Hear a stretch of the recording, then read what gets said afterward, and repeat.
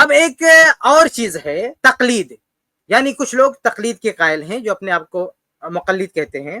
اور 4 مذاہب کو انہوں نے فکس کر رکھا ہے کہ ان مذاہب میں سے کسی ایک کی تقلید کرنا ہے۔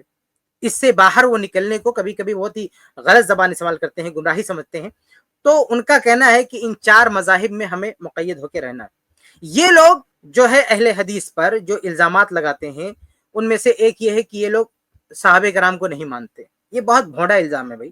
صحابہ کرام کو ماننے ہی کے خاطر ہم تقلید کو نہیں مانتے ہیں، کیونکہ ہم صحابہ کرام کے فہم کو، ان کے منہج کو مقدم رکھتے ہیں۔ بہت سارے معاملات میں صحابہ کرام کا ایک طریقہ ہمارے سامنے ہے، بعد کے بہت بڑی تعداد اس کی قائل ہے، فائل ہے، لیکن ہم اس کو نہیں مانتے، کیونکہ صحابہ سے بہت ہی واضح شکل میں یہ چیز ہم کو مل رہی ہے۔ جیسے 8 رکعت تراویح کا مسئلہ ہے، 8 رکعت تراویح صحابہ کرام سے بہت ہی وضاحت کے ساتھ ہم کو مل رہی ہے، اس لیے ہم اس کو مانتے ہیں۔ اب آپ ائمہ کے حوالے، لوگوں کے حوالے پیش کرتے رہو، اس سے ہمیں کیا فرق پڑتا ہے؟ تو صحابہ کرام سے جیسے ایسے ہی صفات کا جو مسئلہ ہے، اللہ تعالیٰ کہاں ہے؟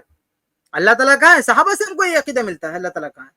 کہ اللہ تعالیٰ آسمان میں ہے، اللہ تعالیٰ عرش پر ہے۔ اس عقیدے کو ہم نے اپنا لیا، اس کے خلاف آپ لاکھ حوالے لاتے رہو، ہمیں اس سے کوئی فرق نہیں پڑتا۔ ہم صحابہ کے عقیدے کے معاملے میں، عقدی مسائل میں ہم صحابہ کرام کو جو ہے تسلیم کریں گے۔ ایسے ہی تقدیر کا مسئلہ ہے، تقدیر کا مسئلہ آپ دیکھیں،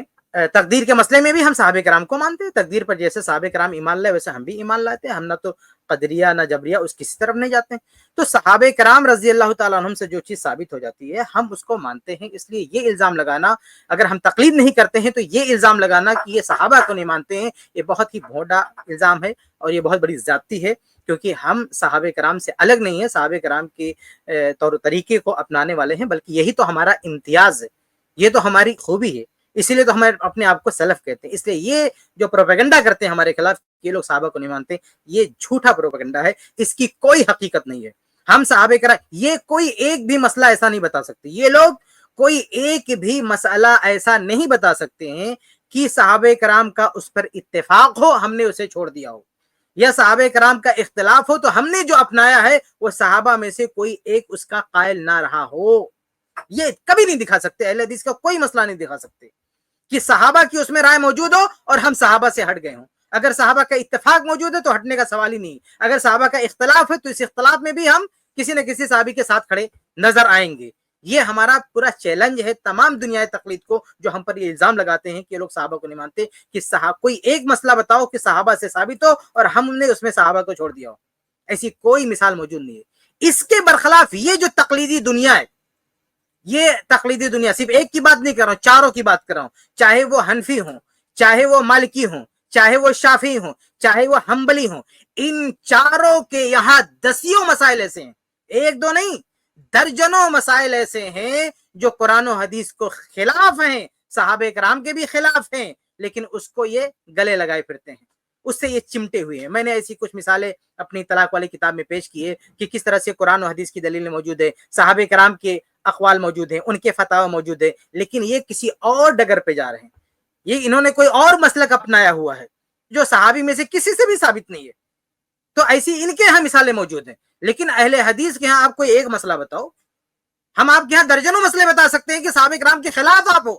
صحابہ کے طریقے کے خلاف آپ ہو، ہم نے لکھ بھی دیا ہے ایک طلاق والی کتاب میں، بلکہ اس پر میری ایک پوری کتاب انشاءاللہ آئے گی، یعنی وہ چاروں مسلک کے علماء، ہم ایک پر بات کریں تو وہ مثال ہے، میں تو چاروں مسلک کے ایسے اقوال اور ایسی باتیں اکٹھا کر رہا ہوں، انشاءاللہ ہماری کتاب آئے گی جس میں یہ لوگ قرآن سے ہٹے ہوئے ہیں، حدیث سے ہٹے ہوئے ہیں، یا صحابہ کرام کے جو ہے اقوال سے ہٹے ہوئے ہیں، ان کے فتاوی سے ہٹے ہوئے ہیں۔ تو یہ الٹا ہم پہ الزام لگاتے ہیں، ہم تو چیلنج کرتے کوئی ایک بتا دو، ہم آپ کا درجن بتانے کے لیے تیار ہیں۔ تو بہرحال کہنے کا مطلب یہ، ایسے ہی رمضان میں ایک مسئلہ میں اسٹریم میں بار بار ذکر کر چکا ہوں کہ یہ جو مرضیہ عورت ہے، دودھ پلانے والی عورت ہے، حاملہ عورت ہے، یہ اپنے روزے کا قضا کرے گی کہ نہیں کرے گی؟ صحابہ سے صرف ایک ہی فتویٰ ثابت ملتا ہے کہ وہ قضا نہیں کریں گے، بعد کے جو علماء ہیں ان میں بہت بڑی تعداد ایسی کہنے والے کہ نہیں کہ بعد میں قضا کریں گے۔ اس مسئلے میں ہم صحابہ کے ساتھ ہیں، یہ چاروں مسلک والے صحابہ کے ساتھ نہیں ہیں، اس مسئلے میں ہم صحابہ کے ساتھ ہیں۔ یہ چاروں مسلک والے کہتے ہیں کہ خواتین کا مسجد میں آ کے نماز پڑھنا مکروہ ہے، یہ چاروں مسلک والوں کا اتفاق ہے، مکروہ ہے۔ ایک کتاب باقاعدہ کسی جو ہے لکھی گئی ہے کہ مذاہب ارباب کے جو مسائل جن کو جمع کیا گیا ہے، اس میں یہ بات لکھی گئی ہے کہ چاروں مسلک کا اتفاق ہے کہ مسجد میں خواتین کا آ کے نماز پڑھنا مکروہ ہے۔ حالانکہ اس کتاب کے جو رائٹر تھے انہوں نے نیچے نوٹ چڑھایا کہ نہیں یہ بات غلط ہے کیونکہ سنت سے ثابت ہے۔ لیکن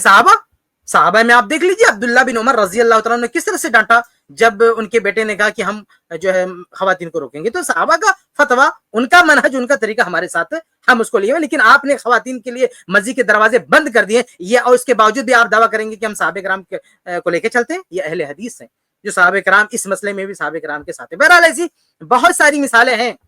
کہ صحابہ کا فہم, صحابہ کا منہج, صحابہ کا طریقہ ہمارے ساتھ ہے, ان کے ساتھ نہیں ہے. اس لیے یہ الزام لگانا کہ ان لوگوں نے صحابہ کو چھوڑ دیا, یہ الٹا چور کوتوال کو ڈانٹنے والی بات ہے, سراسر بہتان, اس کی کوئی حقیقت نہیں. اس کلپ کی فل ویڈیو دیکھنے کے لیے ہمارے چینل پر ضرور آئیں. آئی پلس ٹی وی نے ایک نیا یوٹیوب چینل شروع کیا ہے جس کا نام ہے آئی پلس ٹی وی اختلاف کا حل. اس چینل پر صرف اختلافی مسائل پر ویڈیوز آئے گی, لیکن دلائل کے ساتھ اور بھائی چارگی کے ساتھ. آپ کو میں دعوت دیتا ہوں کہ آپ بھی ہمارے اس چینل کو سبسکرائب کریں, ہماری ویڈیوز کو شیئر کریں اور نوٹیفیکیشن آئیکن کو آل سلیکٹ کریں تاکہ آپ کو ہماری ویڈیوز کا نوٹیفیکیشن مل سکے. جزاک اللہ خیر, والسلام علیکم ورحمۃ اللہ.